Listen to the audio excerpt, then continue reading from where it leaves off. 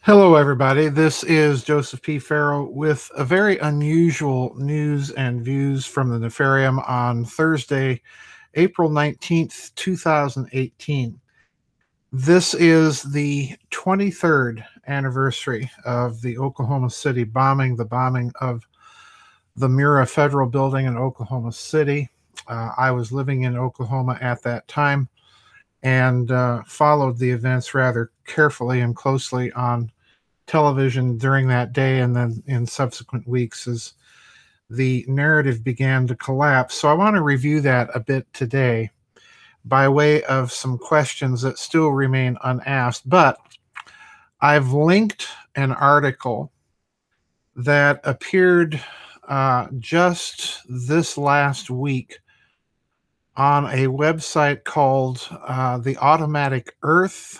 It was uploaded yesterday, and it's an article called The Civil War is at Home. I'm linking that because in the 23 years since the Oklahoma City bombing, things have not changed, and we are in a cultural meltdown.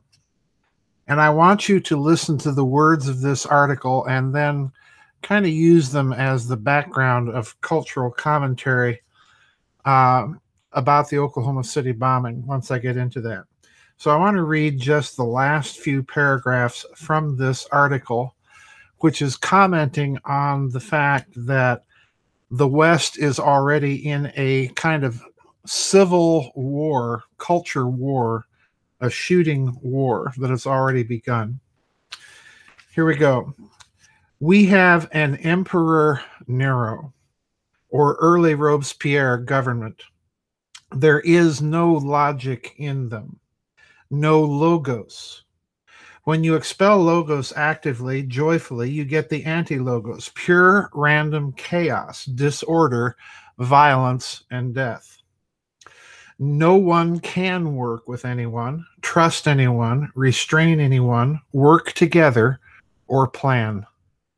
You get the reign of terror and the purges of the lions' mouths under the Council of Ten. And that's a reference, of course, to the Supreme Republic of Venice and the lions' mouths that lined the Doge's palace in Venice, where you could put secret denunciations of people, and that would bring this to the Council of Ten, which would hear and try people in absentia and then carry out sentences, with impunity. Kind of like the Venetian version of a FISA court. All right. Continuing. This was well engineered to bring down the United States in a repeat of the Russian Revolution of 1918, and it's going relatively well. When the people themselves have no order, it's hard enough to hold the people. But when the government doesn't either and fights itself while lying, there's less hope than ever. Because while the government can be reformed, it takes generations of work to reinstill logos, rules, law, customs, order, consequences back into the people. Sometimes it seems nothing can purge them of these delusions of theft and power but fire. But one way or another, we're in it now. The Civil War is at home. Syria is just an example of our domestic war. Remember the Los Angeles Times reporting the CIA-embedded resistance openly shooting the Pentagon-embedded Kurds. Two agencies killing each other with bullets. That went on every day before and since, politically, socially, economically, and now militarily. The airstrike in Syria, real or fake, is that war. A war of order and law versus unrestrained will to power. And that battle of logos and anti-logos is worldwide. And that's the context in which I want to review the Oklahoma City bombing, which took place 23 years ago today. And it's important to remember that the Oklahoma City bombing was, until 9/11, the biggest domestic terrorism incident on American soil. And it's interesting that there are connections and unanswered questions to this day about the Oklahoma City bombing just as there are about 9/11. And interestingly enough, there is kind of a connection in all of this, because the chief BATF, Bureau of Alcohol, Tobacco, and Firearms officer at Oklahoma City was the same officer in charge of the BATF at Waco a couple of years previously. So, in other words, there are all these connections that themselves have never been resolved. But there's a few unanswered questions that I want to focus in on, because these questions show just how deeply corrupt the leadership, in my opinion, of the West now is.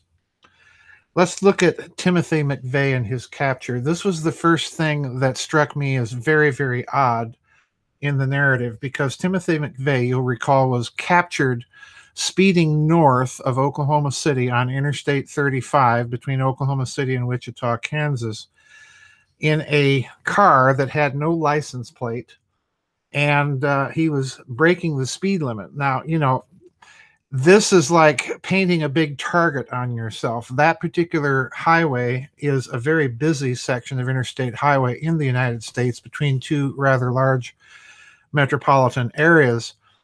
And it's like painting a target on yourself. Why would you, having just participated in a crime of that magnitude, go barreling down the highway, violating the speed limits, and with no license plate?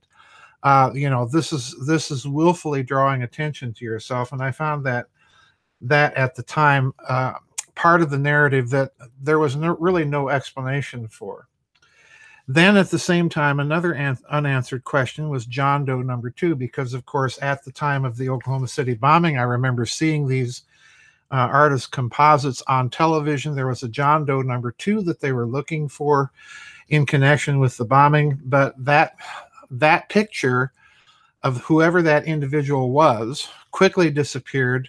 They began to deny that this individual had ever existed, but clearly for a while there was an individual that they were looking for that does not look like any of the other major principals that were involved in the subsequent indictments, Terry Nichols and the other individual out in Arizona.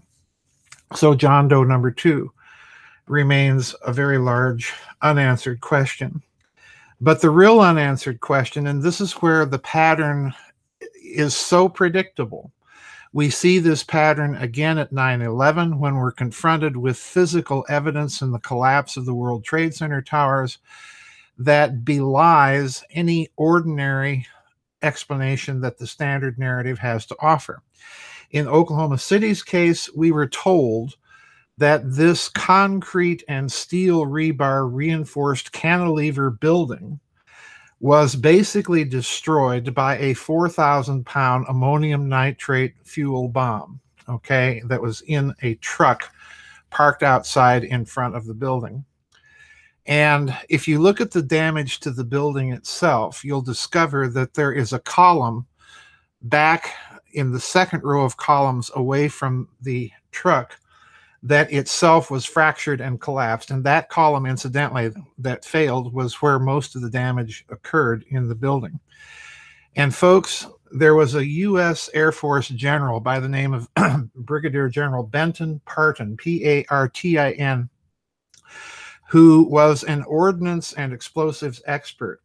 And he looked at the damage to the Mirror building and said there's no way an ANFO bomb could have done the kind of damage that was done. And he ran the calculations and basically proved that that second column would not have been hit with anywhere near enough force to cause a failure of that column, which is nonetheless what you see in the photographic evidence.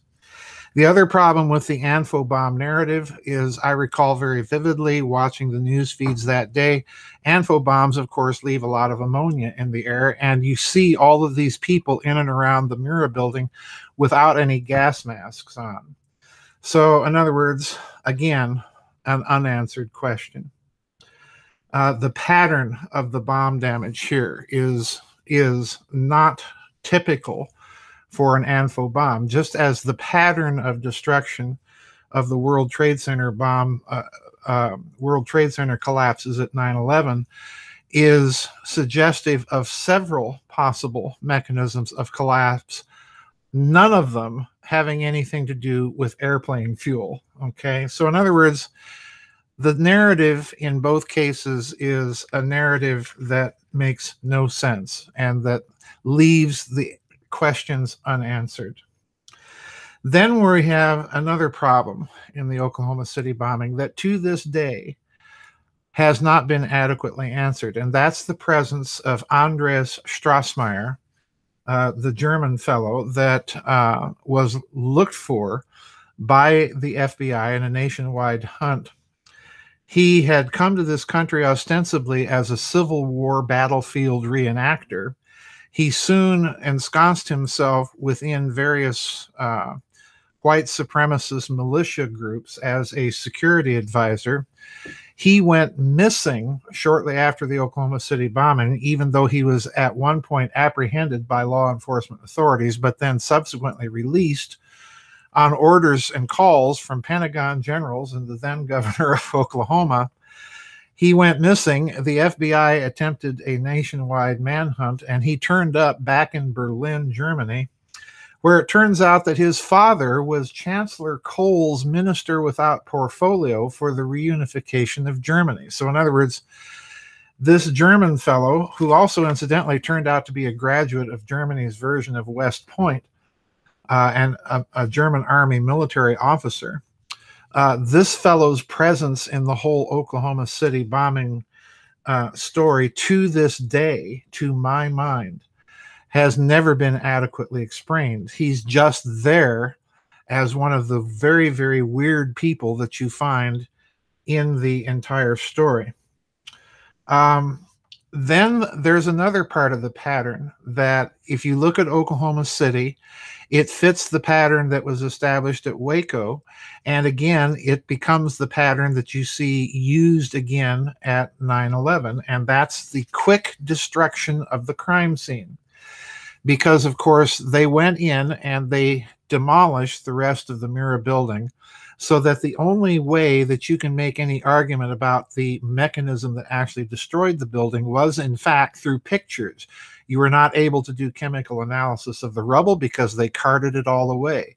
You were not able to do any analysis of the concrete columns in the structure because, again, they carted it all away. So you have to base all of your argument on pictures. In other words, it's called the destruction of evidence, folks.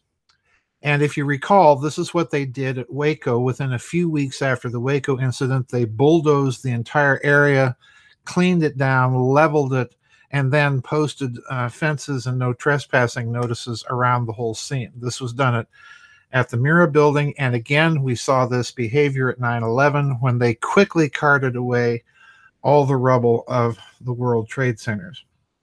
So in other words, the pattern becomes more or less established by the time you get to the Oklahoma City bombing.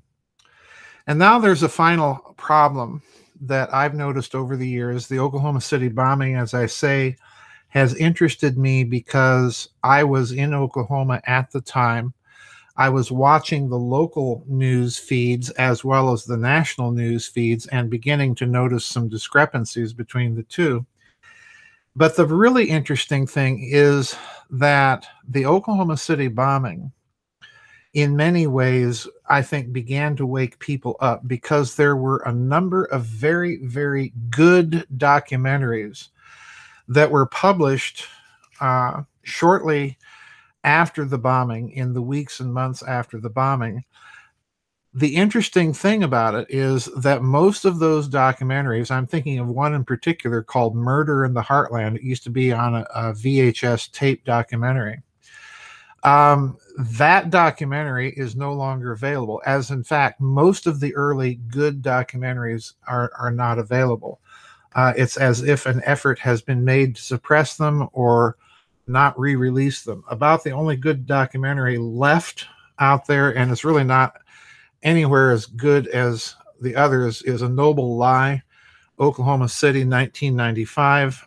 This is narrated in part by some of the people that were involved in the Oklahoma City grand jury. So in other words, there's lots of unanswered questions to this day here. And what we see, unfortunately, is a pattern that has not changed on the part of our elite. And I put that article about it becoming a shooting war that we have collapsed into culture where there's no logos, where there's no reason, where there's no custom of law. And in that culture, chaos and sheer power reign. And I think these domestic quote unquote terrorism incidents, which I view more as government sponsored false flags, to be quite honest with you, that these incidents are at the heart of a cultural change that began in the 1990s with Waco, or actually earlier with Ruby Ridge, but that have continued. Because as long as the questions remain unanswered and the real culprits, and I think we know pretty much who they are, have gone unpunished, then we're only going to see more and more of this until the culture finally collapses. And you do get a kind of Emperor Nero or Robespierre government. So look at those unanswered questions, folks. I know this is an unusual news and views, but this being the 23rd anniversary of the Oklahoma City bombing, I really couldn't avoid talking about it and bringing it back to people's attention. Because once you see the patterns of unanswered questions, destruction of evidence, the physical impossibility of the official narrative and the actual physical possibilities of the alternative narratives, you're going to see some disquieting parallels with Waco. You're going to see some disquieting parallels, very disquieting parallels with 9/11. So that's it for today's news and views from the Nefarium. I want to thank everybody again for all the articles you've been sending. They are just, it's really getting very difficult to keep up with them all, but I want to thank you. You're finding some great stuff out there, folks. And please don't think that just because I don't mention you in the blogs or articles that I'm not grateful to all of you for sending them to me. We do not have a vid chat tomorrow. I was contacted by Dark Journalist who may want me on his show tomorrow night, so I don't know if that's going to happen. I haven't heard back from him yet. But watch his website, watch my website, and I'll try and keep everybody updated. Anyway, that's it for this week's news and views from the Nefarium, and we'll see everybody on the flip side. Bye-bye, and God bless.